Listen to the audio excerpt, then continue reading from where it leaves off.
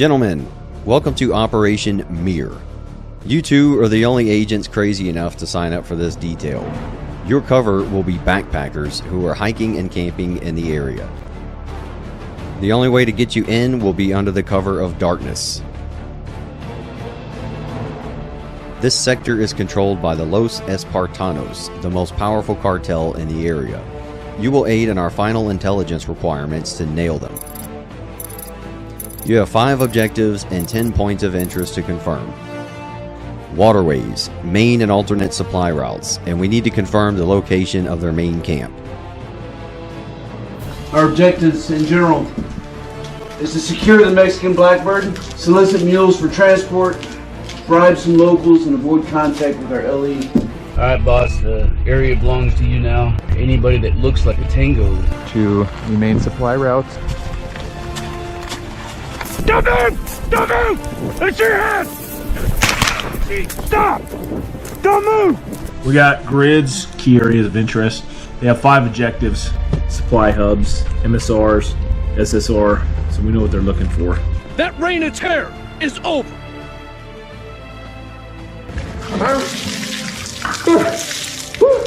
If you are caught, maintain your cover stories and resist. Do you want us to treat you unwell?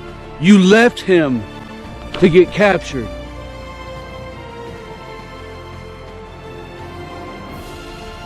Due to increased threat level to our operation, I'm going to authorize a quick, hasty search on any vehicle that enters into the Mexican Blackbird. Do you have any last words?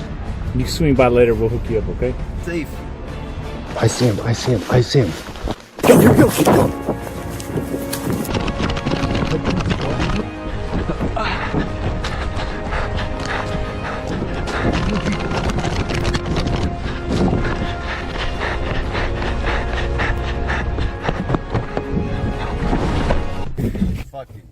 Hey, lay down.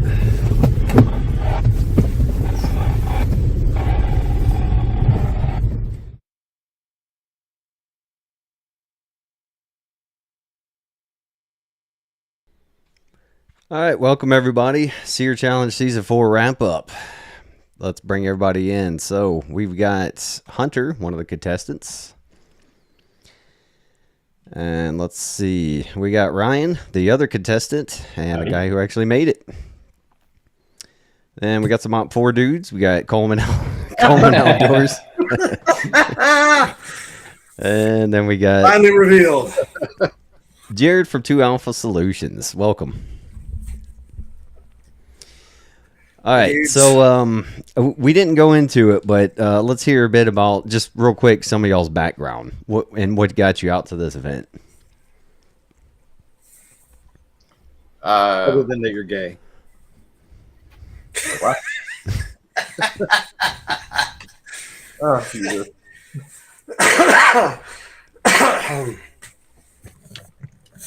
Well, I'd seen your channel before, and I was part of one of the many train wreck group chats that you were a part of before they imploded on themselves. But I'd watched the one with Brent, and then I thought that was kind of cool. So when I checked your website after Season 3 came out and you were looking for people, I was just like, well, why not? That sounds like it'd be fun. What's your outdoor experience or SERE anything? Absolutely nothing military wise, but I've been an outdoorsman since I was a kid, just like camping and stuff with my dad. And we also have acreage up north in the woods, so I've been in and around the woods basically my whole life.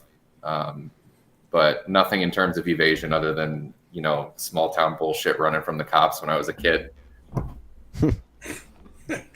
Yeah, well, the outdoor experience helps.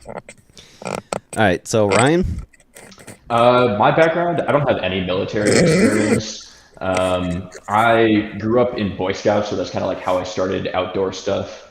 I worked as a backpacking guide for 2 summers, so that was like a ton of fun. I got to teach people how to backpack and like went on trips in the mountains in New Mexico for like weeks. So that was a lot of fun. I was into airsoft for a while, so I was like going to some of the 40-hour like milsim events, and because of that, it's all like small unit tactics. We were actually watching Brent's videos about like small unit tactics and PCCs and like individual movement techniques, and that's how I like found these types of videos. And then I started watching Grip Proof, saw your videos, and then watched the SERE challenge and applied. So yeah, that's how I ended up here. Awesome. Yeah, we had been talking shit in the SERE group as usual, and I cropped your head out, but I shared that picture you sent of you out there freaking bow hunting in grizzly country. Yeah.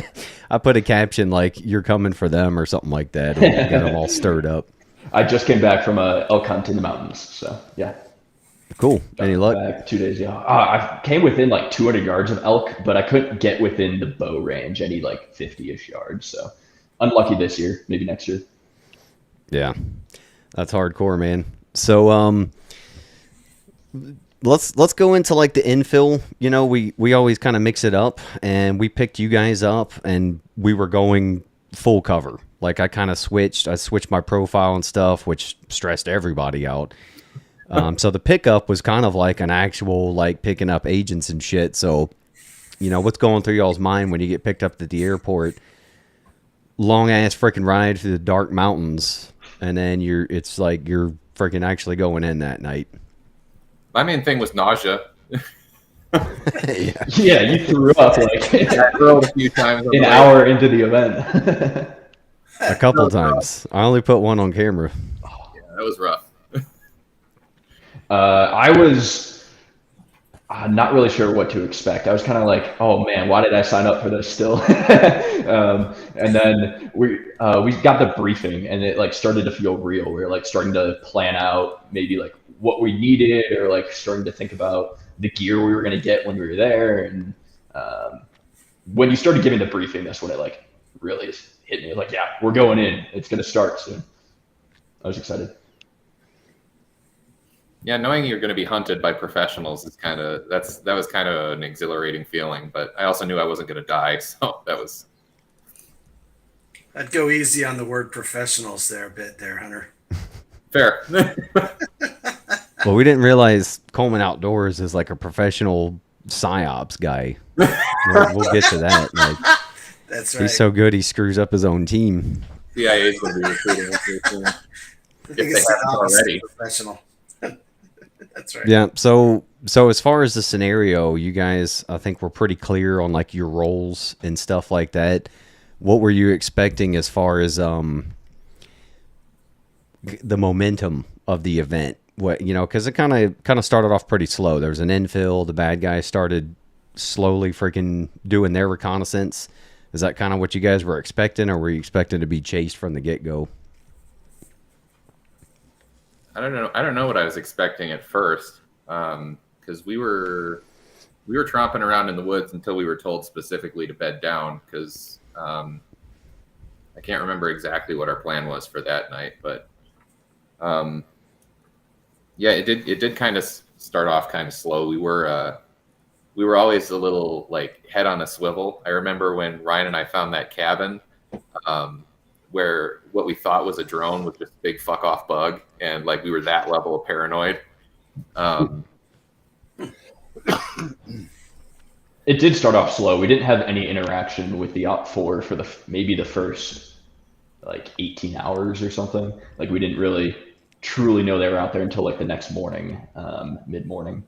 And I was very paranoid up until like the first afternoon. Then we started to get in a groove of understanding kind of like the lay of the land, things like that, and understanding their capabilities. We knew they had like drones and cars and things, but once we really knew, oh, they have an ATV, they have a red truck, things like that, we knew what to look out for more. Yeah, well, you guys got separated that first evening, right? Was that the first night? Or the second? No. The second night. Yeah, that was the second night. Because that was the closest I came to getting captured until I actually did. I came ridiculously close. I think it was Jared and Rich. They walked, like, if they would have looked to their right, they would have saw my backpack sticking out from behind a manzanita. because if I remember right, It's crazy. We were driving down the main trail Yep. in the Yeah. truck, right? Yeah. After it rained, it downpoured all afternoon, the like second day or the first full day, and then we were all like hunkered down. And after that, we needed to find a place to camp for the night. So like once the rain stopped, it was about sunset. We were moving down the main road when we really should not have been. Like that was a dumb idea to be that exposed when everyone's going to be moving at sunset after the storm cleared. And we hear the truck coming behind us. We're at a T intersection, and then Hunter runs one way, I run the other, and then for the next like hour and a half, we're trying to like evade them and eventually link back up to find a spot to camp for the night. Yeah. Well, I mean, that's not that unusual, playing into your roles using the roads. Plus, I can't. We're missing some other crew, by the way, but everybody's busy and we want to get this done, so it's how it goes. So when I speak for the Out4, it's just from what I saw, but they did pretty good at not flushing the area and just crowding everything, playing their roles too. So they're not out there.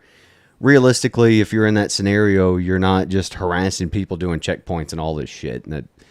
So right. I think that worked out pretty well. And you guys using the road is totally normal. You're playing your cover. Cool is Ryan, you remember when we were like laying down footprints and then doubling back so it looked like we were going directions we weren't? Yes. And then I think you included some footage of Stoker looking at footprints and going like, it looks like they're going nowhere. So it was kind of cool seeing that was cool. It actually worked. And how good Stoker and maybe it was with the Winter Warfare guy of tracking us. There was one time we were like on a gravel road and we like darted up a hill. Oh yeah. And then in the video, you could see them hours later looking through the brush and be like, oh, this twig is broken. And there was like a flashback of us running up the hill. Like, yeah, that was really cool. They were onto us. Yep. Yeah, pretty much if there's tracks, Stoker will pick them up. So, Jared, let's talk about some of the tech you had out there and what y'all's plan of attack was to detect these guys. So I brought a radio direction finder, a pretty high-tech one. It's called a Kraken RF SDR. And I only heard them a few times on the radio because you guys were using signal on their phones more than radios. But the one time, I think it was one of the first couple times they talked on the radio, it pretty much showed me on the map exactly, probably within 100 meters of where they were at. And had they continued to talk back and forth, or whoever they were talking to, I would have been able to zero that down to probably within 100 feet or less, maybe 50 feet. So you guys weren't getting any blurbs or anything from the cell phones? That doesn't get detected at all? It will if you're looking for it. I wasn't looking for any kind of cell phone activity or wireless or anything like that. Okay. I was mostly just looking for radio traffic. And what I have to do is I have to look at a wide spectrum because I didn't know what frequency they were going to be on. So I have to look at a wide spectrum of frequencies and then wait till I see something pop up on the spectrum scope, and then go to that and listen and make sure that's actually them talking, or it could be somebody else 10 miles away talking.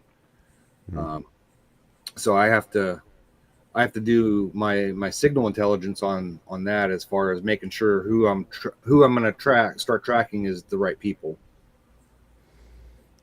So at what point did you like for the audience, most of this is not scripted. And this year I left a lot of people in the dark. So I don't even, as far as you guys knew, I left to go get these dudes. And then I saw later on in some of y'all's videos, y'all were joking like, well, he left, but did he actually get anybody and all this other shit, But at what point did you guys actually start to know that they were in the area doing stuff? Was it the first night after I picked them up or the next day? It was the first night, because I think we saw you go back to your other place that you have over there. Okay. And we kind of figured you took them over there. Try not to dox. Figured you kind of took them over there to get them set up and have them dress out and everything, get them geared up and everything. So we figured they were out there that first night. It was probably around midnight or so, I think, maybe a little later. But I think I'm pretty sure we remembered seeing you go back there. And did you guys have any plans to go out that night, or do you just decide, well, you'll start in the morning? No, we were drinking beer and eating food. We weren't going anywhere that night. Right. You're not supposed to say that. It's that. No, that's cool, man.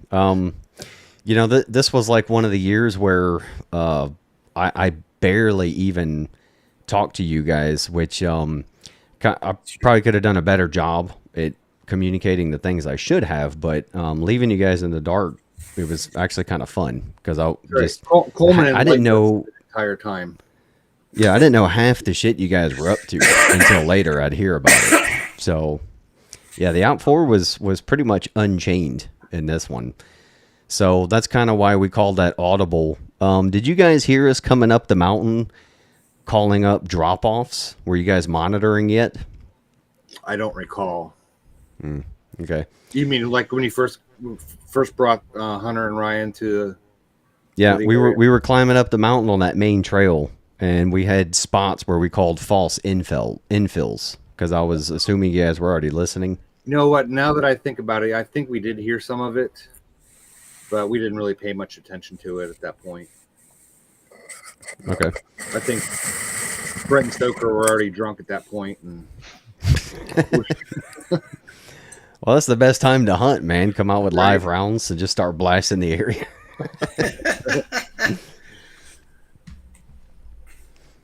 All right. So, pretty much, Ryan and Hunter, y'all's first real day, you guys just started attacking objectives. So, were you just trying to get ahead early, or did you pick up that it didn't seem like there was a lot of pressure on you and that freed you up to get moving? Because you guys were all over the place. I think you knocked out 4 or 5 objectives that first day. We didn't really start thinking we had run of the place until it started raining, and then we were just like, well, they're not going to want to be out here in this. And turns out we were right, and that's when we really started putting miles on. Yeah, that's a good call. There was, that was a pretty bad mountain winter storm that came in. It sucked, yeah. So it's pretty cool to see you guys capitalized on it. So you just took advantage of that storm and just got moving.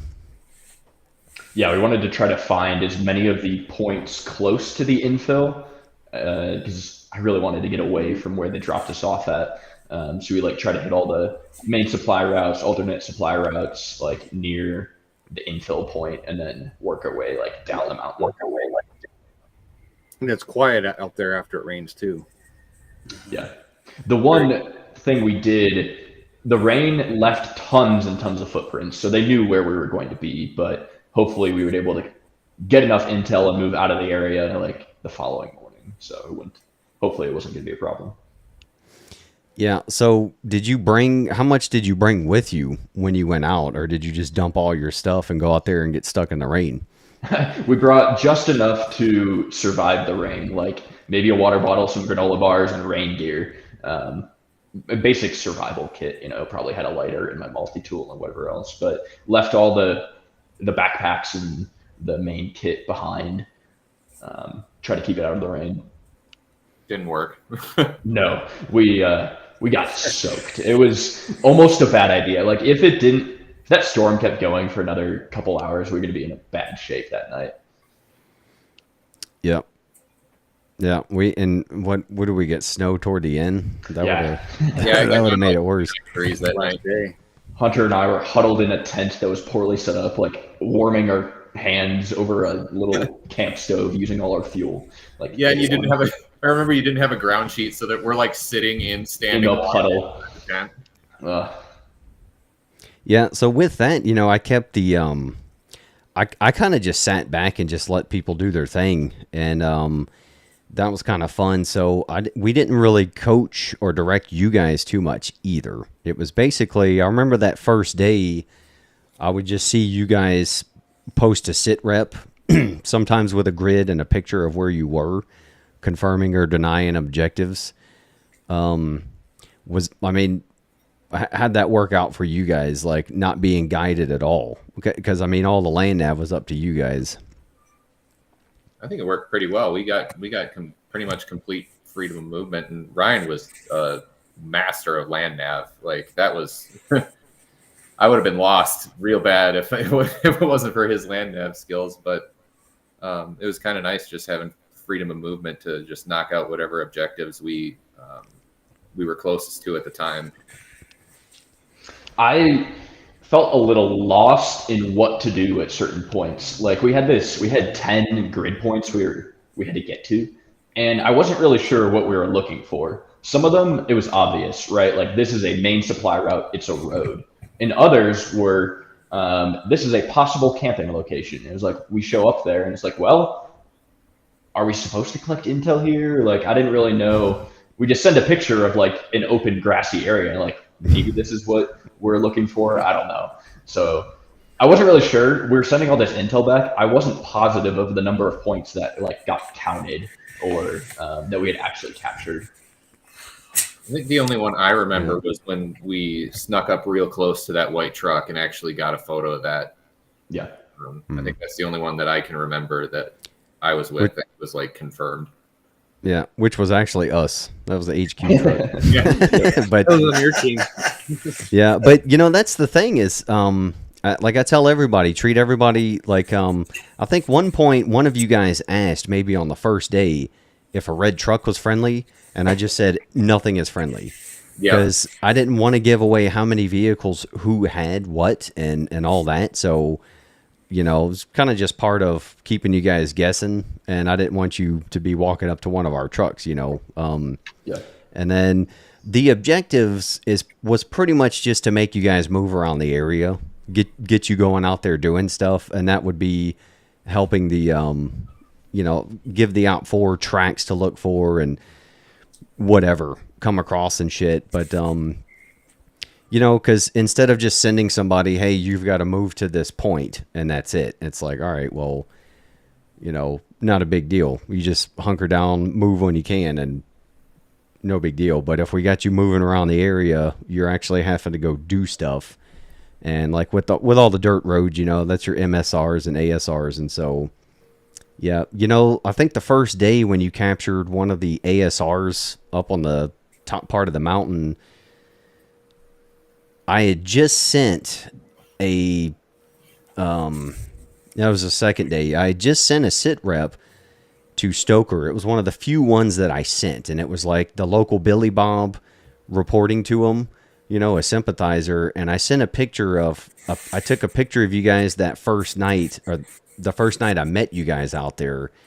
I took a picture of you. I pretended it was a game cam picture, and I sent it to Stoker the next day and was like, hey, my neighbor was complaining about somebody on their game cam out here in the area. And by the time I sent that to him and they actually actioned on it, you guys were right over there capturing that ASR.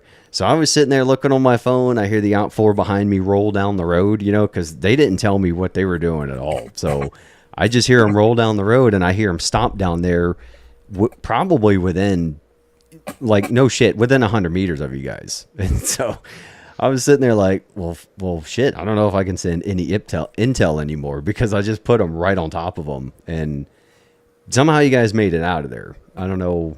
There were a lot of crawling through the woods. We were just evading. I think overall the points made sense for the mission. Like it made sense to go collect intel on possible cartel activities in these specific areas. So I think it worked out well. Yeah, I just kind of tried to make it realistic. Like you're going to need water, you're going to need transport. So we look at roads, and then all the camps was, it was kind of funny. You're sending me pictures and grids like, is this a camp? I'm not sure. And it is just like a hole in the forest. I'm like, yep, you got it. Good job.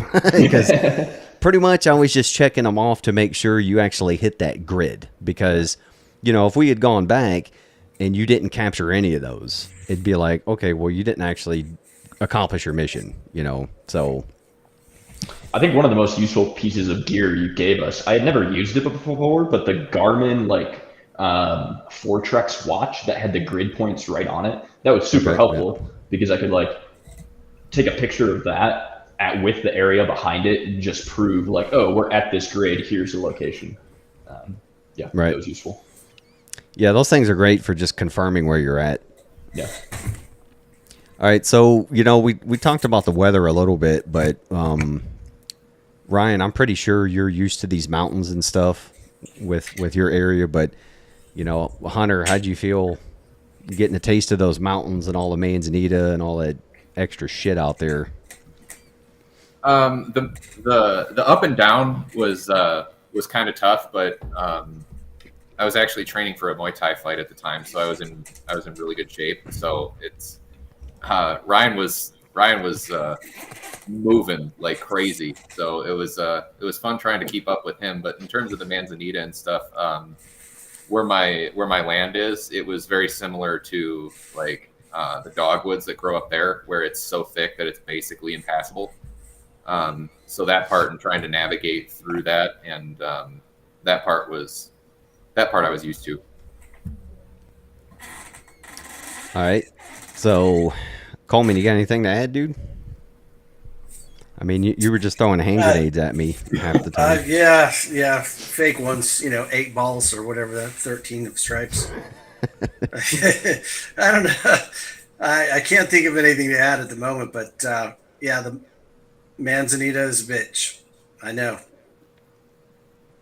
Yeah, what kind of directions were you getting on the out 4 side? I saw you on the ATV a lot. Were you just patrolling the roads? Yeah, you're just trying to.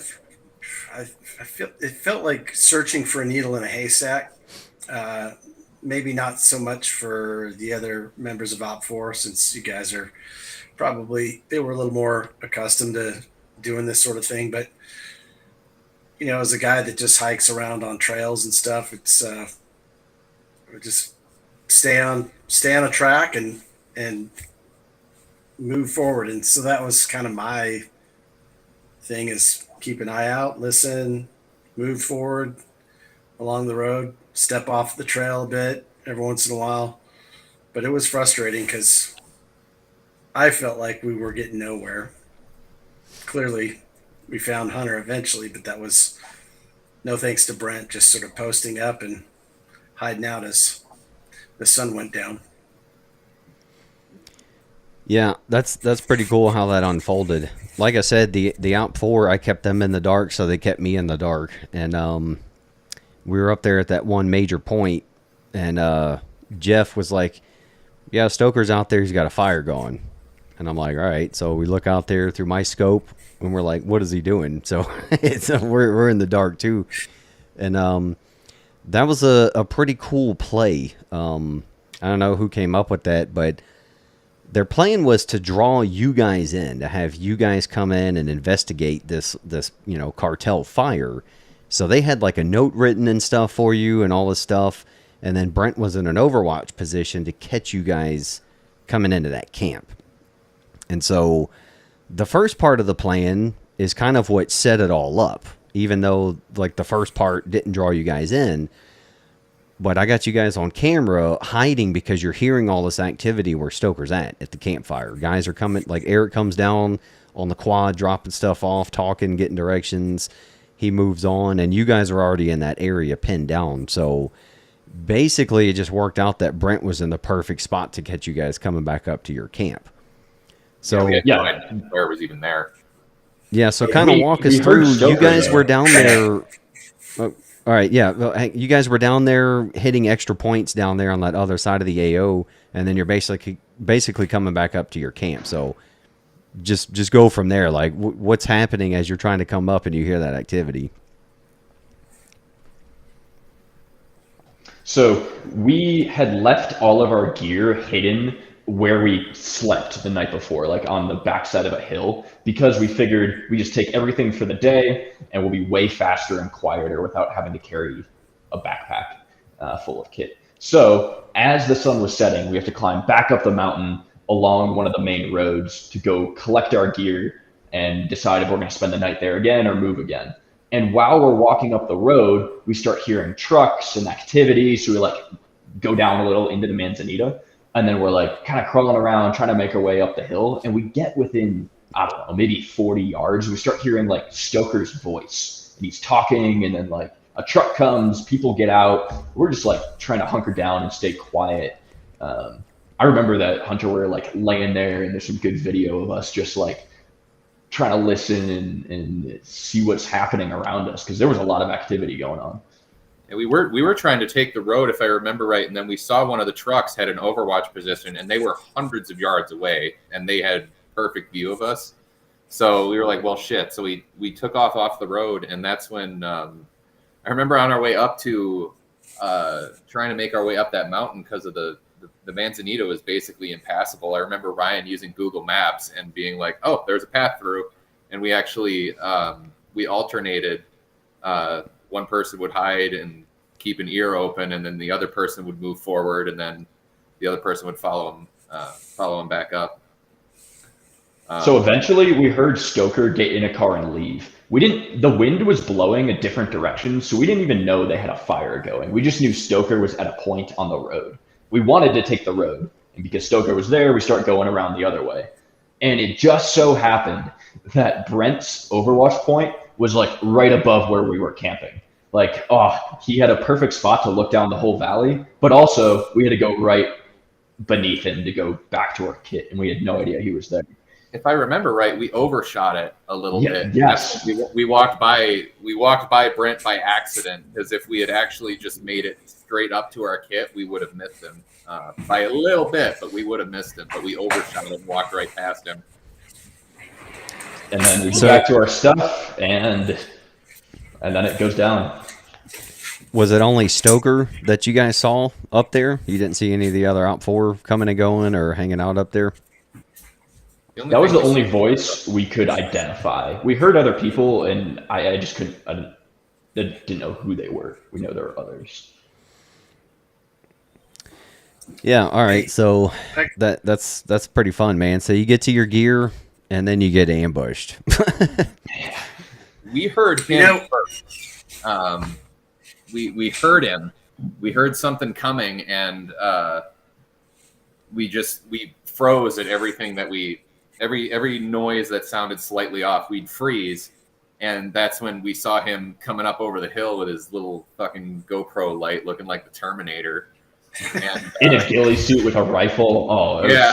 That was terrifying. But we saw him before he saw us, which would have been interesting if we had like a handgun or something. But yeah. I think he saw us. I think he had us. Randall, thought here, and that is, anyone that's been part of this will go back and in hindsight think, I should have done this, I should have done that. I shouldn't have, I don't know, whatever. But I think really looking back at this experience for this season, we really should have just picking. Excuse me, I got a whisker in my mouth. Sorry. Great live. Anyways, we should have just picked a section, each one of us, in OPT4, posted up there. I'm not talking getting ghillie suits on, but some sort of hiding spot. Tree stand sort of situation, just a hurry up and wait situation. Yeah, it's boring. It doesn't make for great, video or story, and again, I'm inexperienced on tracking human beings. It's such a small area. We knew where these two guys were going to go. And in general, we should have just picked a spot and waited. And that's what keeps reoccurring to me after this last season. It's just, sit in a spot and hurry up and wait for these dudes to just walk across and then capture them. But we don't want to do that, but that's what we should have done. Well, I mean, it's a combination. It's a whole number of things, but that's what with Stoker's plan. That's what Brent ended up doing, and it worked for sure. So It did. yeah, I mean, you know, and that's kind of the fun thing about this is like it's not a scripted reality show, and that's kind of part of it is we just roll with it. That's also what makes the video portion, you know, not as great as some of these Hollywood shows because we can't script it, so we don't catch a lot of stuff. So it's kind of a catch-22, but you know, a lot of that was kind of like just the way we did it this year. Well, the way I did it, like I purposely, I thought after 2 and 3, I kind of guided and controlled the OP4 a little too much. That's what I thought. And so this year I wanted to unleash the OP4 and just be like, if I keep the OP4 in the dark, that frees them up to do whatever the fuck they want. And they don't have to worry about any of these game rules or anything. And so, you know, it is what it is. It works out. It works out and it doesn't, you know. So looking back, you know, the way I was seeing it from the bird's eye view with Hunter being captured that early on, it was like the second evening or something, he gets busted. You know, that's when I made that decision, was like, well, they don't need anything from me. So because I accidentally called him in on these guys the first time when I sent that little Billy Bob neighborhood watch update. I almost got them busted, so I was like, shit, I don't know about this. And then they catch Hunter without any of our support, so I was like, all right, these guys got it, you know. So yeah, I mean, everybody's perspective looks different, you know. After talking to the OP4 guys after this, it you know, it sounds like you guys definitely, like you said, needle in a haystack. And it's like the HQ guys, we're looking at it and we're like, these guys ain't gonna fucking make it 2 days. You know, it did not look good. Well, the amount of times that we came so close, like there was the chase when Ryan and I got split up. There was when I think there's the film of me filming the red truck go by, right, super close. And then there was another time when I was trying to make my way back to Ryan that I didn't get any film of, but I came up over a hill and I saw somebody kind of down the ways a little bit that I thought was Ryan, so I gave a little woo woo, and it turns out it was somebody on OP4, so I took off running again. Not conspicuous at all. I wonder right, if so, Randall. Well, go ahead. I wonder if after Hunter was caught, was it easier for you, Ryan? I'm not to say that Hunter was dead weight. You know, Ryan could have been caught, and Hunter, you could say it was Ryan not was easier. dead weight. I was so paranoid. Like my paranoia level went up. Like whenever Hunter and I were together, if we heard a sound, we would be quiet and in place for maybe a minute, maybe 3. But whenever I was by myself, if I heard a noise, I would stay put for 30 plus minutes. Like I'd be walking through the woods and like a stick would crack. I'd just really like pause and wait, like upwards of an hour sometimes. Like I was just thought they were on me the whole time. So once I was by myself, everything in the woods was like next level. I was extra careful. So I was kind of slower in some aspects just because of that. But that's probably a good thing, though. It heightened Yeah. your awareness. You were so paranoid. Paranoia is a good thing. It's not fight In or that flight scenario, from yeah. your caveman upbringing. If we hadn't gone out there to get Ryan, he'd still be out there trying to hide from us right now. I would. Hiding in a bush still. Yeah. 14 hours. Wasn't it 14 hours you stayed put once? Yeah, one full day I just sat in a bush all day because I was like in the middle of some roads and I just kept hearing traffic and people talking and I was like, they're gonna get me, they're gonna get me. So I just sat there all day long from like 3 a.m. until 6 p.m. or something. See, and that's the thing where I'm like, damn it, if we just sat still, you would have started moving, we would have heard you, and we would have been, you'd be in a tent somewhere wearing your underwear and strapped. That's what I was worried of. We sent on a leash in your underwear. when I was up there with you guys right after Hunter was captured, I took a picture of some of that stuff, and I posted it in the group and was like, "Cartel sends a message," and that I think Ryan was like, "All right, fuck this, I ain't getting caught." My mindset was like, well, I'm okay to lose the game. I just don't want to end up on a table saw. I got a photo of like either Eric or Brent, and then they had the mask on with the map, so I knew they knew all the intel that they had. They had our map with the intel on it, and then in the background, Hunter's on a table saw, blindfolded in his underwear. I was like, oh no. That's my actual table saw too, man. I was like, it's a good thing there's a first sergeant and sergeant major here, because my first question is, did you guys unplug the fucking thing? Because I was just using it a couple days before that. They were like, oh yeah, it's unplugged. It might be wet in there though. I was so worried. Here's the thing, right? It was all impromptu though. It was all last minute. This is what we did. I'm seeing them pulling this table saw over, and I'm a woodworker. I've got a table saw, and I'm like, they're lowering the blade, and I'm like, wait, what the hell is going on? Because I'm envisioning them laying him on the table saw and turning it on just to scare the crap out of him. But I'm like, Bill, I don't know if this is a good idea. It's like, no, it's fine. The blade's slow enough. I'm like, all right, Randall's waivers are like really solid. Like he's got a protecting him. When I saw it was just to use as a table to strap him down. Yeah. They put a piece of sheetrock on top of it too. I should put that in the next waiver for the next group. Like, must be okay with being on a table saw that may or may not be plugged in and turned on. Yeah. Because I had just used that. We had just finished one of those bedroom walls with that thing. I'm sure they had to clean sawdust and blocks off of it. And I come in, I'm like, well, there's the fucking table saw. Like, yep.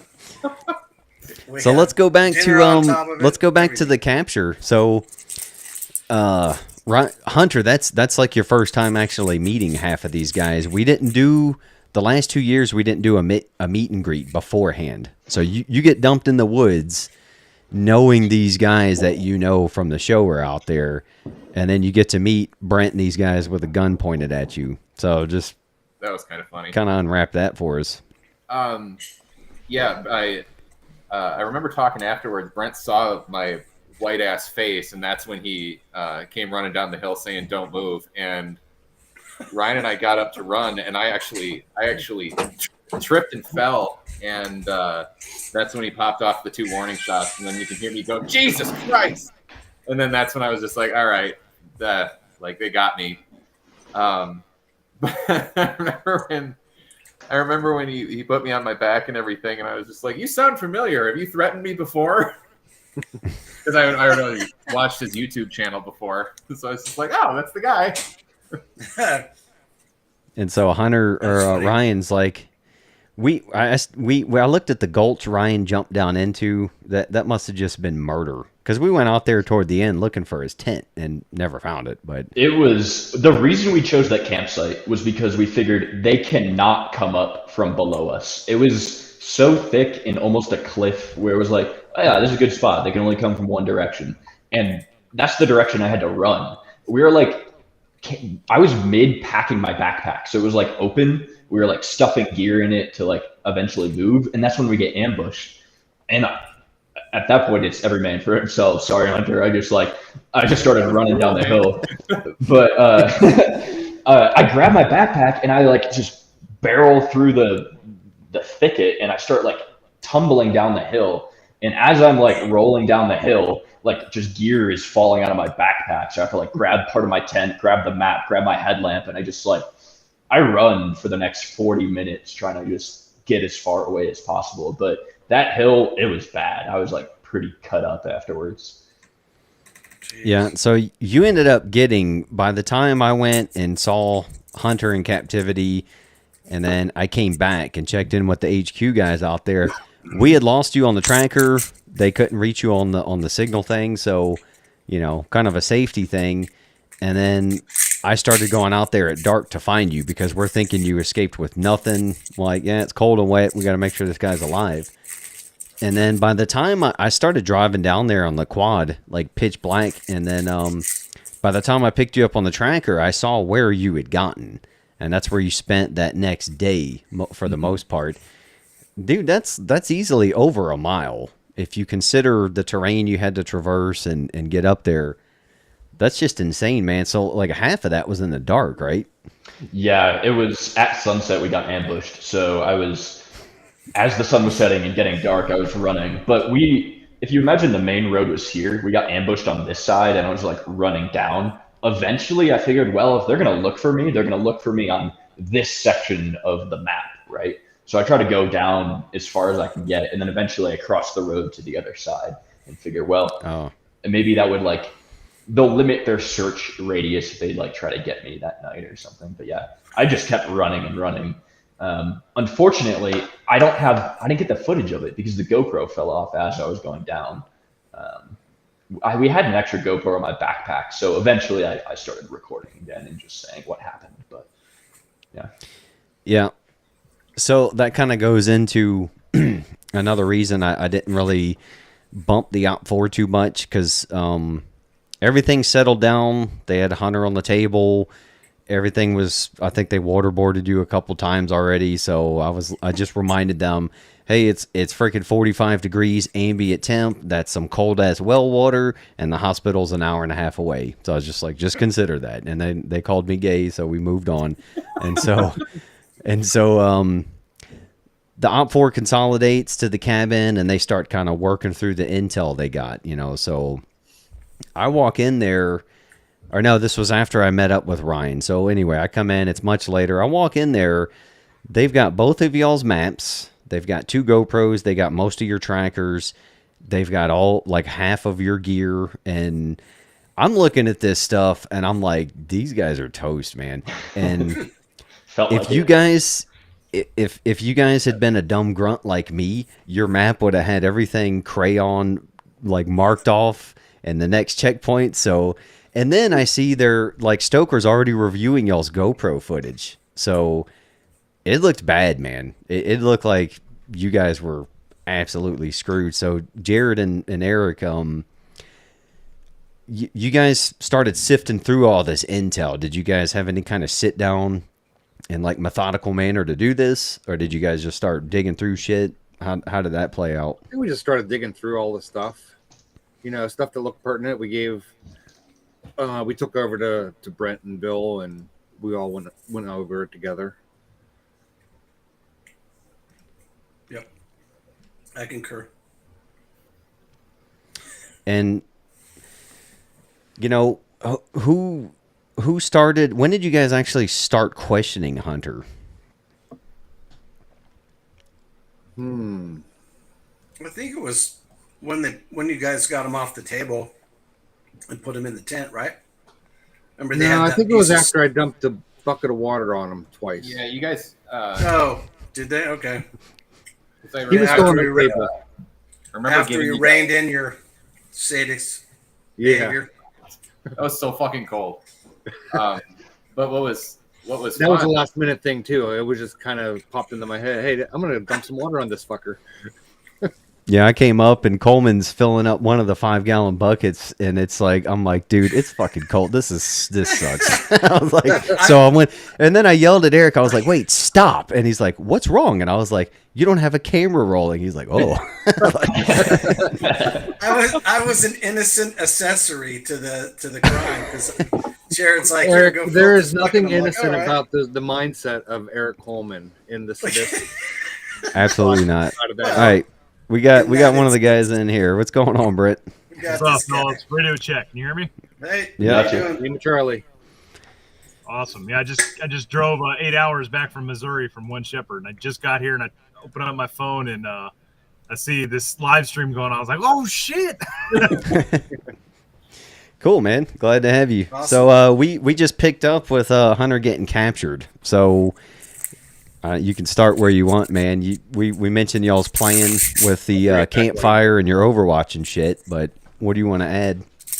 I just want to add that just based on some of the stuff I heard you guys say when I first started listening, we in the very beginning we couldn't just like go and look for you guys right out the gate. We had to conduct our operations, like our drug smuggling operations, and we didn't even know what y'all looked like. So we had to essentially have like reason to start looking for somebody, and that didn't develop until we'd gotten some intel from Randall as his little text messages like, hey, we saw these weird guys and stuff. So then we did the little fire thing, and then here you guys coming up, and it's like, well, there's our possible feds. They came, and a lot of circumstances just happened to play out, and then when I freaking see Hunter for the first time and I got a freaking AR-15 aimed at him, I was like, is this hippie dude part of this? Or I'm going to prison for the rest of my life. I wasn't entirely sure until I pulled a GoPro out of his pocket. We skipped over. We had 2 extras out there playing backpackers on the first day. So I saw on some of the Op4's GoPros, they're like, are these people in play or what? And guys are like, and finally Jared had recognized one. He's like, oh yeah, I know them. But it's like that again, that's how little this shit's scripted, and that's how much I kept the Op4 in the dark. They don't even know who the fuck's in play out there. Yeah, and on that note, of those 2 people, I knew one of them from the previous season. She kind of worked backstage, but the other person I'd never seen before. And so, here I am trying to solicit them to become drug mules, and the other dude's looking at me like, "Who the fuck is this guy?" Yeah, they're like, "Yeah, you're talking about making money," and they're like, "That sounds pretty sketchy."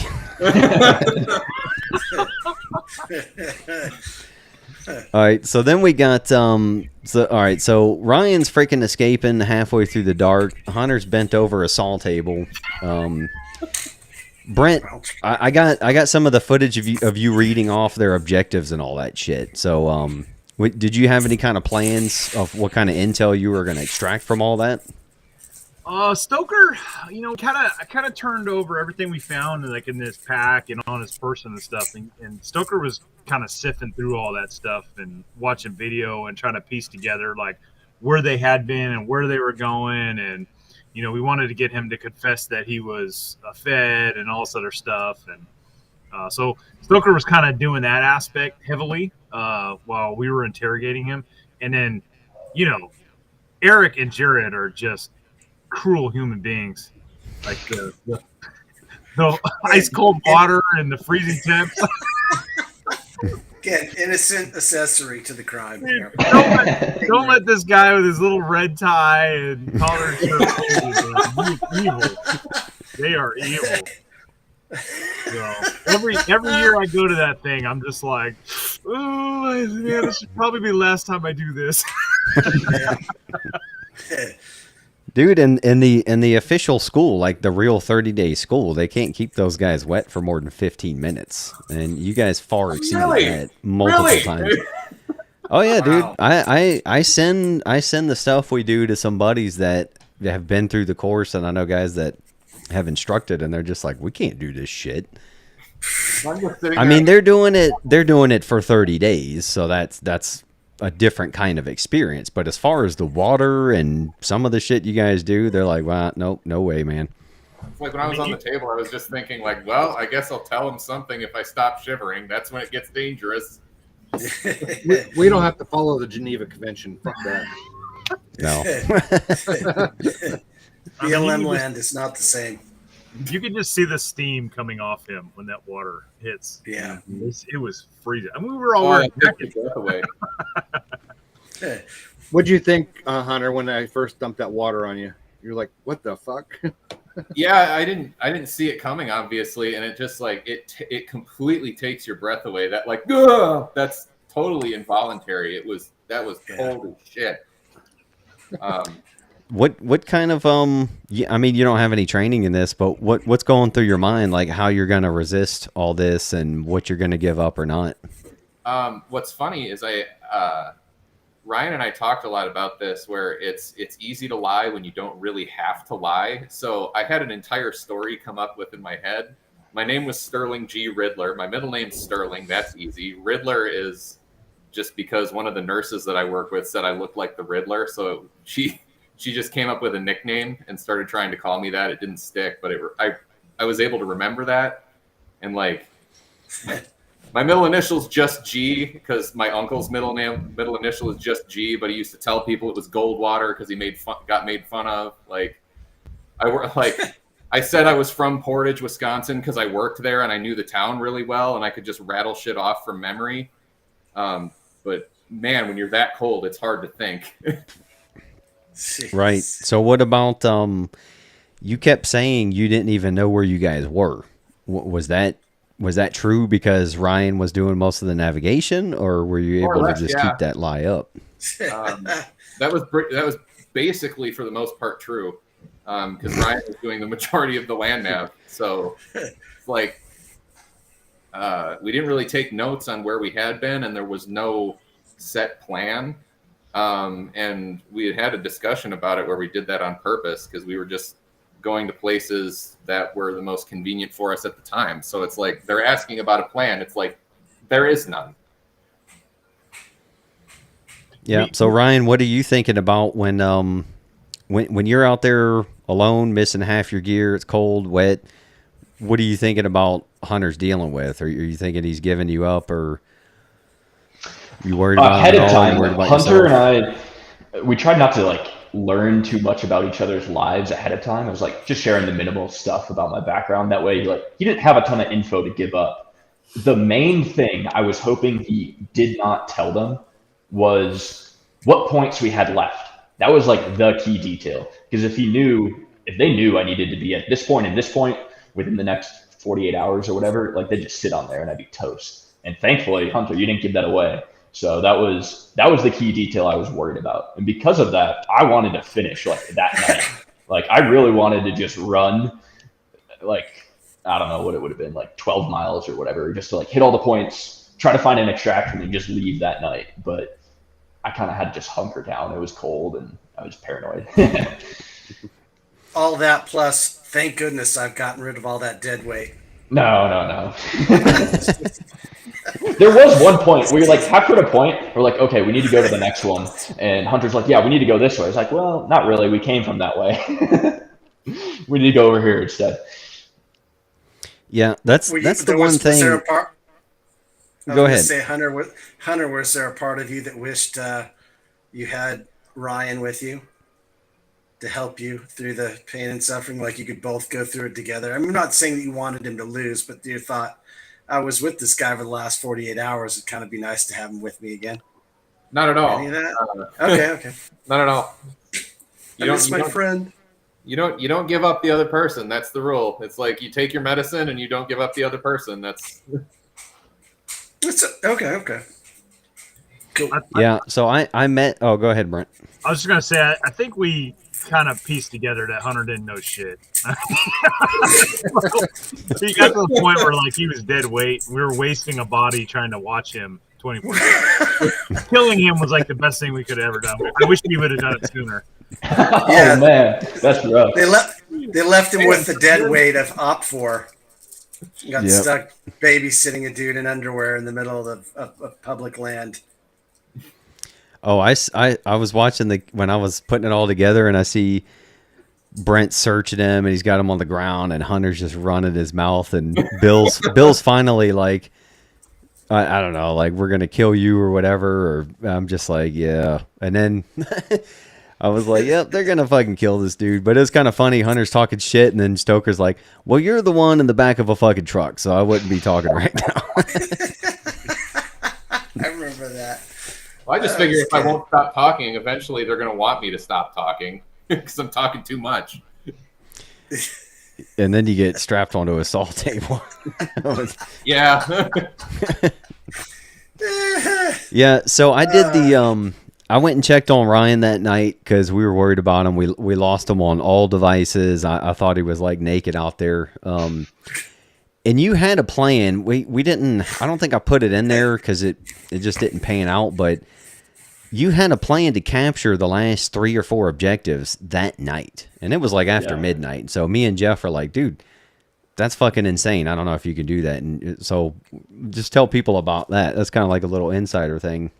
Okay, so you visited me probably after midnight, and I was up on a hill. I tried to crawl away as far and bad spot I could be. But I wanted to finish that night and just get it all over with. So my plan was going to be, I think I had 4 points left and I needed an extraction. So I needed to be in 5 spots. It's like, well, I'm going to get 2 hours of sleep, wake up at 3 in the morning, and I figured they're probably not going to be out there at 3 in the morning right after capturing Hunter. They're probably doing stuff to him. So I'm just going to run. I'm just going to run as fast as I can and capture all the points. And that was the plan. Like I slept for a few hours, woke up at 3 in the morning and started coming down the hill. And this is where it got to me. I was convinced you guys were chasing me. Like I got to a road and I hear people talking. So I start running the other way and I cross a creek, I run the other way up a hill, and then there's people chasing me again. So that's when, like, at 3 in the morning, I'm running for my life. And at the end of the event, I learned there was no one out there. So maybe it was just hillbillies or maybe it was my imagination, but I was running for my life. And that's where I ended up in a bush, like around 5 or whatever in the morning. And that's where I sat for the rest of the day for like whatever, 14 hours or something. Because I was convinced I was surrounded. I don't know what was going on, but yeah, I was going to try to go get all the points and finish it out, but my mind foiled me, or the woods got me. Yeah, so Brent, Op 4 guys, he was up there at what we call Raven's Perch, and where he spent the next day. And the plan was he was going to go up and finish it, and then we were going to meet him down at the main Southwest Trail. If you know what I'm talking about, you got the main Coleman Camp area, go further down that main trail down there. So he told us that was what he was going to do, and it's after midnight. So me and Jeff, we get up there, up to that hilltop, and we get a little nap, and then we actually drove all the way around, and we were actually down there at like 4:30 waiting on you. There's like ice crystals on the ground, and it was cold as fuck, and Jeff was all pissed off because we didn't sleep and shit, and they're like, is he going to make it? And so, again, we don't have you on the tracker anymore, and I kept writing you in the signal group. I'm like, hey, man, sit rep, where are you at? You know, and so... Because we had a plan. We had a pickup point with a time. Like, it was set. Right, but, you know, that's kind of how we expected it, is like, you tell us where you want to get picked up, and we'll be there, and if not... You know, I had to calm the HQ guys down because they were worried. You know, it was fucking cold, all that. They were worried about you. And I was like, well, we have a backup plan. The backup plan is he's going to check in. I think it was like 9 or something. We had a minimum check-in. So we went all the way back up, all the way around the AO, and went up there and took a nap. And then they woke me up saying you checked in at 9. So kind of like the, you know, contingency planning. But, yeah, that was a freaking nerve-wracking night, man. And I'm sure it was fun for you when the temperatures dropped. Fun. I'd done stuff like that before. I've done like an orienteering race where we hiked 60 miles in 48 hours and didn't sleep and like walked all night long. So like I knew I could do it, but then when I thought people were chasing me, I was like, oh, I'm gonna get caught. I don't want to be like Hunter. So that's the plan kind of fell apart. But yeah. Yeah. So the Op 4 pretty much got dick out of Hunter. And you know, like Coleman said earlier, looking back, there's like everybody's got something that we wish we could have done better. It's just how it goes, you know. But had I had known how little you guys got from Hunter and the intel you caught, it would, you know, I wish I would have just grabbed a map and said, oh, well, here's a couple points they got, and then that would have kind of narrowed it down a little bit. But you know. We had like this PSYOP thing going on. Eric's freaking doing his own PSYOPs against everybody. And then none of the Op 4 guys are keeping me in the loop much. And because I didn't keep them in the loop much. So I'm just kind of like, all right, well, they captured a dude already. I guess we'll just see how this goes. But hold on. I think that's an important thing to talk about because it really doesn't come across in the show that well. That I don't think the audience really understands like the depth of Eric's PSYOP campaign. About putting these random bowling pins on the trail at random points that we kept finding, and it's like we're going down these leads. Like, what does this mean? We're thinking and then we would move throughout the day. Yeah. We were thinking it's like fed indicators, like, you know, yeah, I mean, it just took us down this rabbit hole, and it's our own guy fucking with us. Again, it was Yeah. for the feds to scare them, but I forgot that you guys all have some because you watched us sit there and ponder over PTSD these things. stuff like But yeah, the backstory is, for anyone that doesn't know, found a child's playset at the treehouse that consisted of about 6 pieces of a Paw Patrol child's bowling set, 1 ball and like 5 pins, and I just saw them there and thought, hey, let's put these along the course, and yeah, there you go. Jared's got the yellow Paw Patrol, and yeah, so we placed them in. I just started placing them along the trail, and I just died the first time I hear who was it? It was either Jared or the other guy who goes unnamed. What is going on here? We saw these things at the treehouse yesterday, and now there's one along the side of the road here, and I'm just busting up laughing. I figured I'd let it go for a little while, and then when Bill chimes in maybe an hour or so later with there's another one down here. What the F are these freaking people doing? And so at that point, I said, oh, that was me. I found those at the treehouse. No one got the message. So it went on and on and on for at least 5 or 6 hours before I... It went on for a full day. Did it go on for a full day? All right, Yeah, well. pretty much. But Dude, they were like calling it up. I saw when Stoker was doing his little campfire aim, like to draw dudes in. There's like constant radio traffic about this shit. You guys keep calling it up, and I had only heard about it once while I was out there. That's it. Like one of y'all was like, "What's with these bowling pins?" Might have been Rich, and I'm like, I don't know, dude. There's all kinds of redneck shit out there, you know. And like, so again, I'm keeping them in the dark, so they're thinking I'm psyoping them. So there's this constant war game going on, you know. And like Rich is looking at me like, you don't know about that. I'm like, dude, you know this area. And so then I go back and I thought that was it. I thought it was just a minor little detail. And I go watch the videos, and it's like, I think on the 3rd day or something, like half of the time consumed is chasing these bowling pins, and Rich is talking about the freaking numbers, you know, and like all that. Like, well, now we got the number 9 down here. What does that mean? What does the blue one mean? And Bill's sitting there at his campfire, and finally he's just like, I don't care about the fucking bowling pins. Coleman, I appreciate your service. Yeah. Keeping them busy. Yeah. Hey, trying to make it fun for the entire team, both teams. Dude, Jared and Rich even left like a death note on one of the bowling pins at the treehouse. It's like nailed to the tree. That's right. I got a picture over here too. You got it, Jared. Bring that up because that's good. Is that the one that made it in the episode? I had a note. Yeah. All right. Yeah. That was the one right there. Yeah, because I was going through the footage, and I was like, I don't even know how the fuck to work this in. Like, I didn't know the timeline of it and how it progressed, but it's like a whole other story, man. Well, it's a backstory that you'll just have to edit and put together. Yeah, and like I said, you know, a couple weeks ago, I'm partying with my neighbor, and he randomly mentions, yeah, you know, my kid had these Paw Patrol fucking things out there, and they just went missing. And I'm just like, dude, I got a story for you. So, and he knows about the event. He was like, that was you guys. And I'm like, that was you guys. I'm like, dude, like, why are you leaving trash out there? Hey, man, it was a kid's treasure, not trash. No, you guys stole it.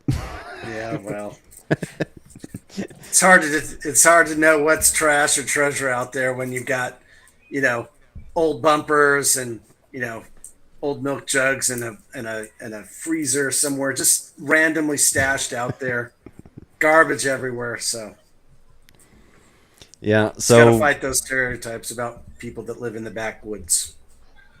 Planning this next one, that was a big consideration. I was like, "You guys cool with Coleman being here?" And Shut up. I finally told Coleman, I was like, "You got to be on HQ, man. They're gonna fucking hang you." He's okay. Dan from Mach 4. Yeah. You guys created a monster. That's what happens. He was a nice, sweet talking backpacker. He came out there for the first season. He became a warrior, and then you guys just corrupted him. You got him throwing buckets of water on guys on saw tables and shit. So that's what happens. That was Jared. That was Jared. I don't own that one. I don't know. You're the one that in the last year in season 3 was hosing Tom and Clinton down with the hose when they were in the pit. That was the middle of the day, and we all did that. And I was told you I were had the to first. do it. You were the first one to do it. Maybe. No, you were. No, I don't think it was. Was I? Yeah. Yeah. I didn't give any food, though. I was accused of giving food. This guy over here in the lower left, right-hand corner, he accused me. He thought I did it because I was too nice. But it was not me. And it's Stoker sneaking stuff the whole time. I didn't know you as well then, Jared. No, I know. Eric. I get it.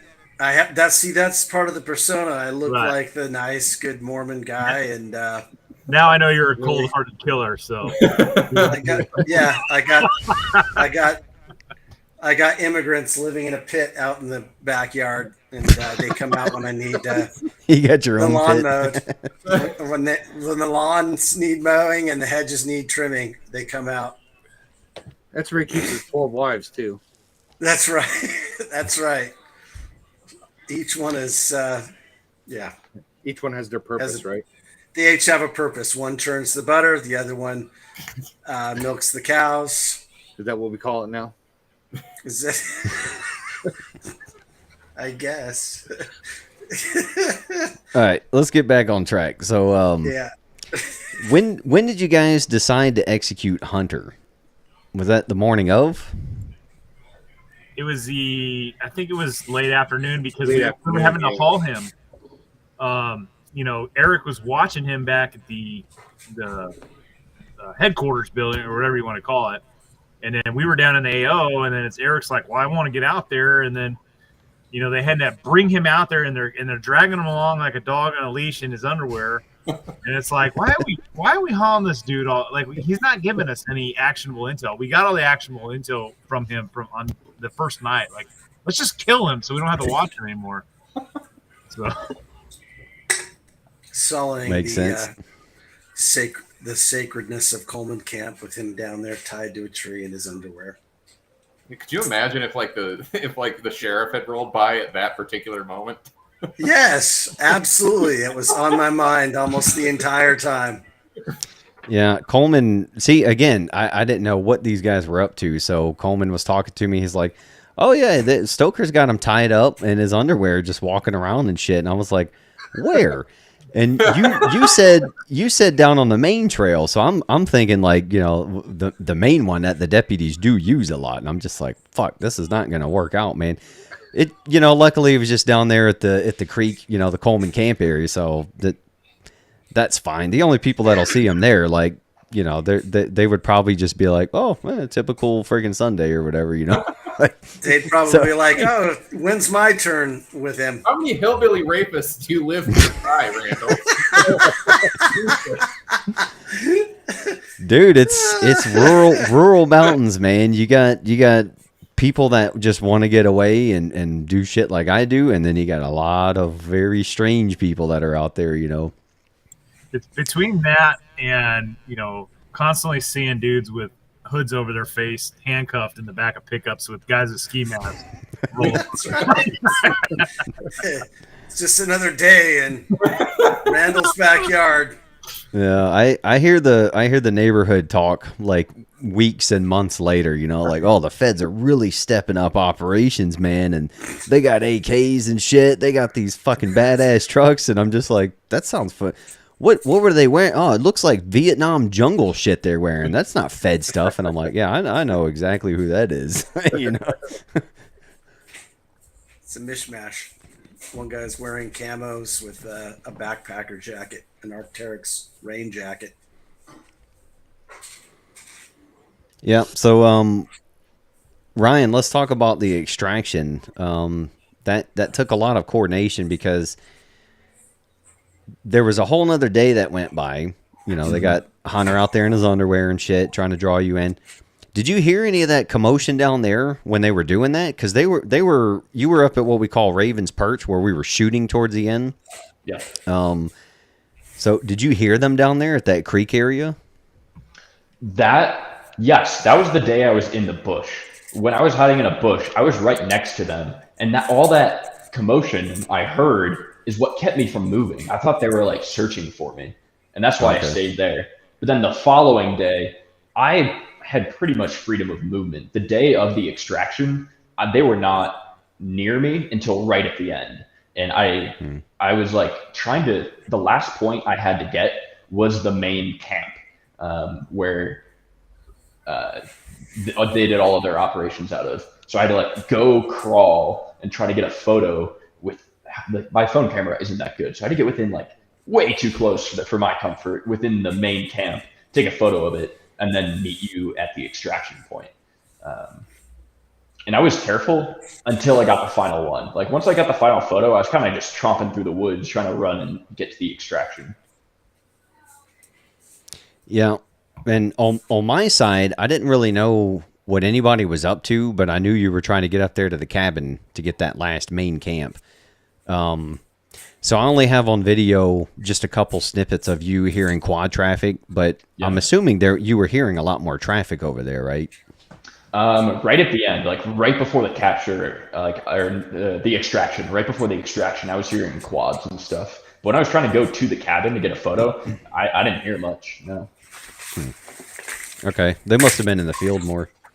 Yeah, because that was like, guys were going back and forth, getting food and coffee and all that shit. So when I realized that was your last point, I was like, oh shit, he I don't know if he's gonna make that. And then when you sent me the picture of it, I was like, holy shit, man. But I had sent a picture because I didn't know what the OPFOR's plans were. By that time, I don't think they trusted anything I said, because they thought I was the bowling pin guy. They thought I was doing all this stuff against them. And so, but I did want to help them. So I walked over there myself and I took a picture of it.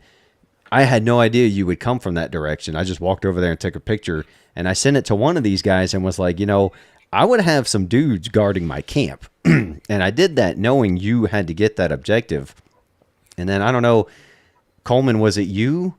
When you met up with somebody showed you that picture, or was that you telling guys about it? Somebody spread that around for me. I thought you sent it to me. Right, yeah. I sent it to one of y'all. Was it you that I sent it to? Yeah, you sent it to me, and then I started sharing it around with the team. So, yeah. Okay. Did anybody believe you, or was it all just Randall's fucking bowling pins again? No, I mean, I feel we believed it. We trusted it, right, Brent? Yeah, if I remember correctly, I want to say Stoker and I jumped on an ATV and rushed over. We were over there at the cabin for a couple hours after that, I think. Right around the cabin area. That's right. Oh, That's okay. when I got left stuck there at Coleman Camp with Hunter. Yeah, right? That's right. I think so. Okay. So you guys actually actioned that. All right, cool. Mm-hmm. Okay, yeah, because I just happened to send a very similar picture that you captured, Ryan. That's pretty cool. I didn't know you'd come in that way. There's like a very small sliver of BLM through there, and that's what you navigated through. I'm gonna put a pistol range down there, by the way. Oh, nice. That's a good idea. All right, so you capture that, and I thought that would be hot, but sounds like it was pretty quiet. So then you got to get to. We kind of start talking about extraction, and did I guide you to that point, or did you decide that point to get picked up? You sent me a intersection, and you said you'd be driving past it slowly, and I have to meet you at the car. And I think you gave an approximate time, and you said, okay, we're gonna do one or two passes to make sure it's clear, and then maybe the third time I'm supposed to go or something like that. All right. Did you see me make that first pass? No, I was making my way there. I think I had maybe half a mile or something. I had to go through the woods to get to the point to extract. All right. Yeah, I just, it has started escalating, which makes sense. The cartel's got a dude already. They know there's guys collecting intel on them. I think by then they had an actual picture of you. They figured out who you were. Okay, yeah. So So now it's pretty much on. So it's pretty cool. Stoker escalates it with checkpoints and shit. And again, all the psyops are going on. So I write him. I'm like, hey, I'm going to get pizza, man. So I'm like out of the game for like 4 hours. And so I tell him where to meet me and stuff. And so I come up and I got these pizzas. I tell him where to meet me. And I got Brent with a fucking rifle and they're searching my truck and shit. And I actually have pizzas. So what developed that, Brent? Something I'm not sure how we got intel or told to go in that area, but I remember Stoker or might have been Jared. Somebody like wanted us to relocate over there because we didn't have anything at that point. Like we had no intel whatsoever. I think we were supposed to stop all the vehicles coming through, but we were apprehensive because we didn't know what was in play and what was out of play. Right. Yeah. We didn't want to stop a local and have them like freak out. You know? Yeah. But at some point though, our search moved over there, and I can't remember. Well, I think it might have been somebody found a footprint or something, but it moved over to the right area. Yeah, we started searching that area more intensely, and coupled that with vehicle stops, checkpoints, and stuff, and even had some false sightings. Like I remember, we thought we saw movement in the bushes, so we went after it and chased after it, and that's where Stoker made that video of like the with the bear and the shaking of the manzanita bushes. Oh, yeah, that was chasing after a Phantom Ryan. Yeah, but before that last checkpoint, when I actually rolled up with the pizzas, I guess it was the day before that last evening. Mm-hmm. You guys were all up at the cabin. I'm expecting to meet you guys in a friendly manner, like, hey guys, let's have some pizza and hang out. And you guys actually fucking start searching the truck and shit. Yeah, you were so. Well, that's because Coleman had been playing psyops with us all day, and we didn't know what the fuck was going on. Yeah. Well, that's how it goes, man. You got a bunch of hardcore dudes, and I'm just withholding shit. We got Coleman. I blame Coleman. I didn't do anything wrong. Coleman just stirred you guys up, turned y'all against me. I show up with pizza and shit, and I get guns pointed at me. So that's how it goes. Pizzagate. Yeah. So then it was like the next morning. Yep. Stoker and I had a meeting that night about the extraction vehicle. And so, that was just kind of a new thing. So it was kind of weird being on the HQ support side actually running this, but I wanted to do it because I didn't know if the other guys would get lost, if they would handle it right or how it would go. So I'm like, well, I'm just going to fucking drive through the air and I'll do it. And so now it is what it is. But I did that first pass through because, again, I had no idea where the OP4 guys were. And then I get a checkpoint done on me again on the road. That's the one people see in the episode. And then it's like, so basically then, Ryan, you're just sitting there off in the corner, that little sliver of BLM. So I don't remember how we coordinated that. I told you the make and model, and then what, you just see me coming and go? I think I saw you come around a bend, and I was pretty exposed. I was just sitting behind a bush, kind of in the open, just waiting.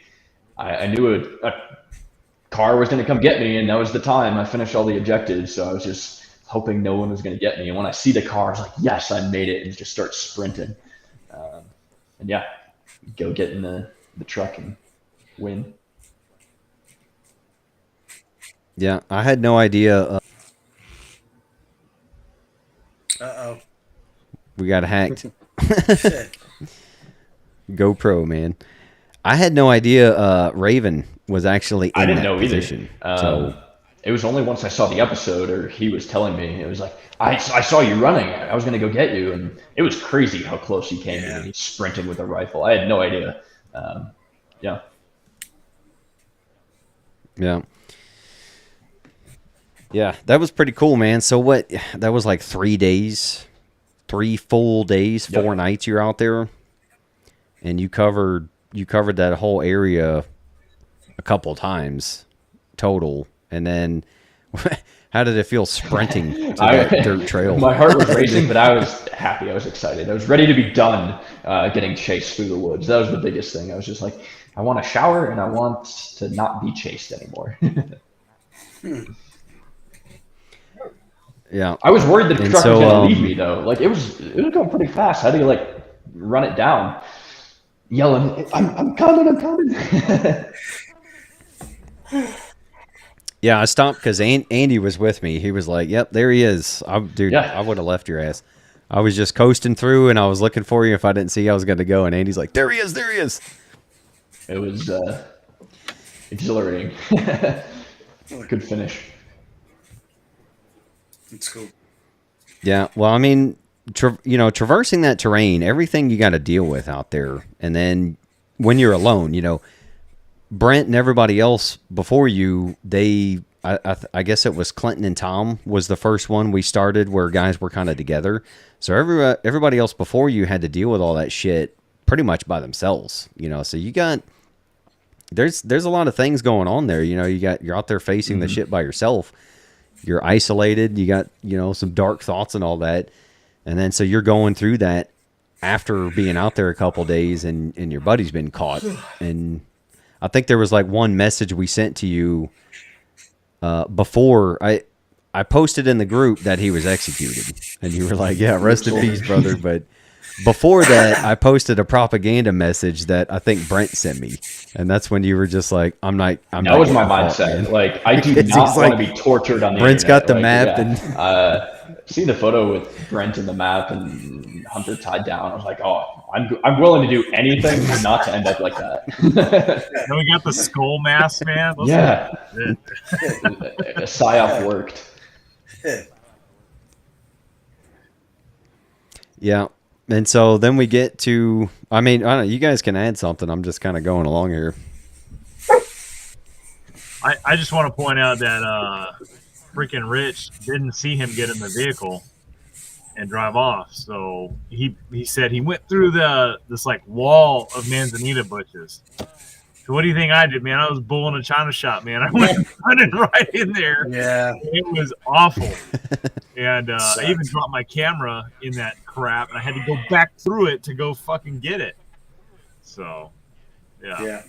It would have been a lot nicer if you would have actually saw you get in the car, and then it would have been like, oh, you got away. But we spent like another hour looking for him after that. I got back to the cabin and was getting fed like a nice breakfast, and they're like, "Oh, don't tell them it's over."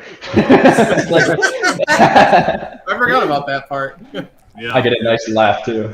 Well, but remember, Jared came up there, and I was like, "Hey, tell him he's up here." And Jared called, and I'm like, "They don't believe you, huh?"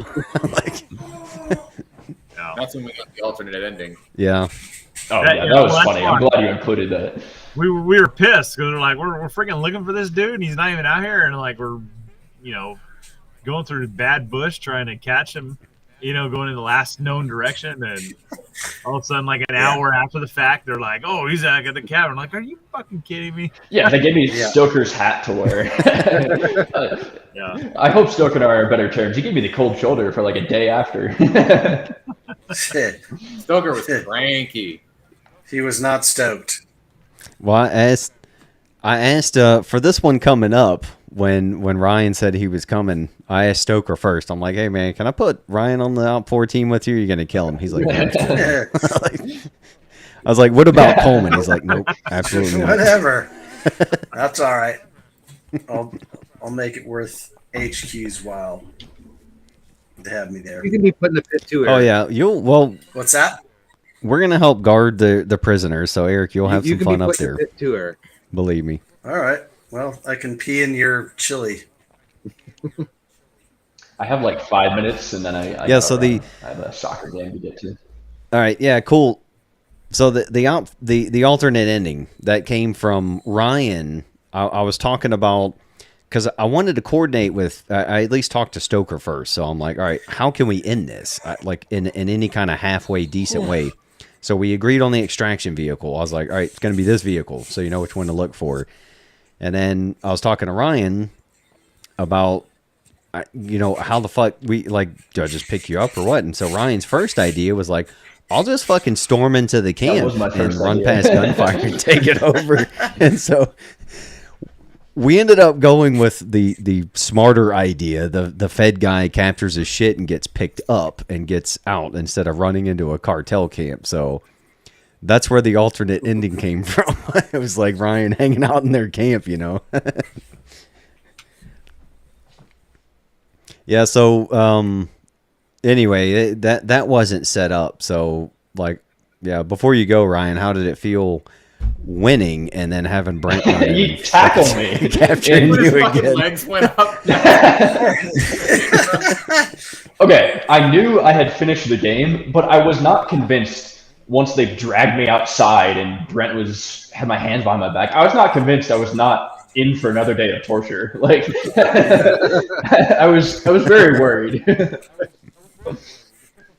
There was a whole nother day left, so yeah, that was funny. I'm dragging him outside the house, and he's like, "I won." I won. But I won. Shut your mouth. Yeah, you won, all right, motherfucker. You won a night in the pit is what you won. The Stucker is his tagline: "Get his pants off." Yeah. Yeah. Oh, jeez. All right. Well, Ryan, you can step out when you want, man. But I appreciate thanks. you This was joining. a lot of fun. Thanks for putting on the event, and it was good learning experience. And see you guys for the next one. Yep. Looking forward to seeing you. We'll see you soon, man. He's all right. Yeah, see you, Ryan. I got to bounce too. I didn't dress up for you guys. Believe it or not, they have me working with the youth. I know that's a scary proposition, but yeah, I got a meeting with our young adults here. Or not the young adults, but anyways, I got to take off. Is that what you're calling your people in your pit? That's it. Hedges need trimmed tomorrow. The young men need to get out there and start working on it. So, anyways, looking forward to seeing you guys soon. We're not going to see it on the news, are we? Not me. Okay. Making sure. All right. After November. Well, you'll see me in November, not on the news before then. So, all right, dudes. Later, bud. Take care. All right, man. Later. All right. So, any final thoughts, guys? I thought it was a great event. Learned a lot. That was that was wild. I think it was a lot more challenging for the OPFOR than that people really can understand. Like, it's a huge AO, and to not have anything like, we had this like radio directional finding equipment and stuff that Jared brought down, but like honestly, he didn't get to use any of it because you guys were communicating on signal. So it's like literally we were just going off of our own instincts, and there's a lot of gambling essentially. And it was old school grunt shit that actually got me caught too, which is kind of funny because none of the plans actually came together, but we just happened to walk by you. And then the whole first day literally is like we can't like actively look for them because we had to develop something to indicate that we were being watched. So there was a lot that went into that, and it was tough. It was challenging. It was fun. Yeah, I was on my side. Like I said in the beginning, I wanted to unleash you guys and just free you up to use everything, and which means that's why I kept you guys in the dark a lot, and it was pretty scary on my side because that also means the information didn't come back up to me too much on what you guys were doing, and it was pretty freaky seeing how quickly Hunter gets caught with very little help for me, and then you guys capture all their shit, and I'm like, this guy's done, man. It was pretty cool, but it's like fucking around with shit every year. That's how it's gonna go. I think I don't know. I think we found the left and right limits on where OPFOR needs what type of support and stuff. Yeah, like we didn't even have the thermal drone or anything, and it was just old fashioned grunt work is what we were using. So that one hurt with the drone being down, and I got it repaired, so I'm pretty sure it's going to be flying every freaking night, all night this year. But we're going to be using a bigger AO this year too. But there's a lot more bodies out there, so I suspect we'll see how that one goes. Mark my words on this. It's just not. It's not going to be as effective as people think it is, even with the thermal capabilities. I just came back from One Shepherd, and we did a 48-hour FTX. Both sides were actively using drones with thermal capabilities. Neither drone found each other's PVs. They only saw guys when they were out in the open, like open fields and stuff, and didn't have overhead cover. So, it's also a lot of canopy right now too. Yeah. So, as long as the dudes are doing their part and making sure they have, decent overhead cover and terrain masking and stuff, like, I don't give a fuck. These people have so many made up beliefs that drones are the end all be all, and they're not. They really aren't. If you fucking get out there and train and actually, go in these operational environments and stuff where like these things are getting used, if you do what you're supposed to do, like, you defeat them. They can't see you. So. Well, yeah, I mean, we were waiting for them on the out 4 side in this light fighter exercise, and they never even bothered. Because I would guarantee the results would have been exactly the same. So, yeah, we were ready with that heavy canopy. We were ready to just friggin' hunker down, and But yeah, I don't know. We'll see. I'm gonna, if I know where these guys are, that'll be the problem. Is I might just direct the drone to exactly where I know they are, and it's like, oh yeah, Jared will be up there on the out 4 side with the HQ with me, so that's gonna be interesting. But we can't give too much away because I know they're gonna watch this, but they're gonna have to use their radios, so that croc and shit's probably gonna come into play. I'm excited to see that. All right, so Hunter, what else you got, really, man? Just thanks for hosting the event. That was a wild time. A lot of Type 2, some Type 3 fun, but all fun nonetheless. We'll let you dump water on people this year. Type 6 fun. Yeah, I'm sure you'll think of something else fucked up to do. Yeah, we'll kind of loosen up on that shit because we'll have some more force on force, but you'll have your opportunities. All the out 4 or all the contestants that actually come back, they seem to be the angriest. Besides Coleman. Coleman had nothing. He wasn't abused at all. He was there in the first year. I don't know why he's so mad. He's the most sadistic. I know, dude. He's the first guy that started spraying dudes last year. He just picked up the hose and started it. Yeah. All right, guys. Well, appreciate y'all joining, and this might be the last one we actually call the SERE challenge, because I'm going to change the next one up. We'll have some more force on force, but it's been fucking fun, man. This was really cool, and the fact that guys like this travel, take away from their family, invest money and time and all this shit to come out here and do this, I'm happy no matter how it goes down, and I'm grateful to all these dudes who participate. So, final thoughts from you guys, and we're out. Yeah, I'm really happy I did it. I just want to say SERE Challenge has been one of the most fun I've had, like, in terms of YouTube and like anything associated with YouTube. And it's got to be one of the most underappreciated projects on YouTube, period, because it's I know, Randall, I know you say that you're not a big like editing guy and all that stuff, but like it's well put together. Like the music and all that shit is spot on, and it's just really fun and real challenging thing, and it honestly it's so much better than all the other BS out there on YouTube. Yeah, and it's one thing to go out there and do it and be behind a camera, and we're still excited to see it whenever it comes out. So yeah, I mean, your show and the way you put it on is on point, I think. Yeah, cool. Appreciate it, guys. All right. Well, then we'll see y'all when we see you. Look forward to the next couple things.